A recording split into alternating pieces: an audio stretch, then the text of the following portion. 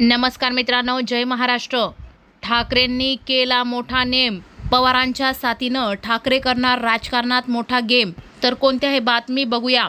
महाविकास आघाडीत असतानाही जिथे जिथे स्वबळ महानगरपालिका, नगरपरिषदा, पोटनिवडणुका सगळ्या जागा काँग्रेसला स्वतःच्या जोरावर जिंकायच्या आहेत.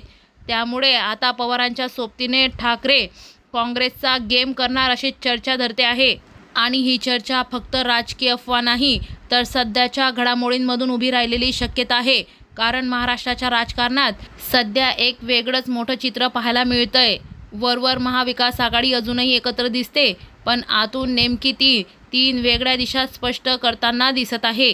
काँग्रेस स्वबळावर, राष्ट्रवादी रणनीतीवर आणि शिवसेना ठाकरे गट अस्तित्वाच्या लढाईवर दिसत येत आहे.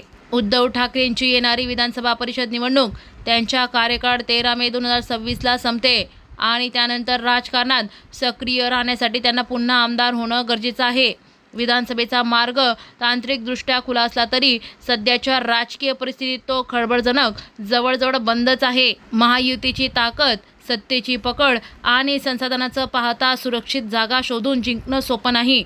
त्यामुळे विधान परिषद हाच एकमेव पर्याय उरतो. उद्धव ठाकरे यांनी आगामी काळात अधिक मेहनत घेण्याची गरज असल्याचे मत व्यक्त केले जात आहे. त्यांनी कार्यकर्त्यांना जमिनीवर काम करण्याचे आव्हान दिले आहे, जेणेकरून विरोधी पक्षात निर्माण झालेली पोकळी भरून काढता येईल. उद्धव ठाकरे यांनी नुकतीच आपल्या पक्षाच्या जिल्हा प्रमुखांची बैठक घेतली, ज्यात आगामी काळात अति आत्मविश्वासाने वावरू नये आणि जमिनीवर राहून आपल्या माणसात काम करावे अशा सूचना दिल्या.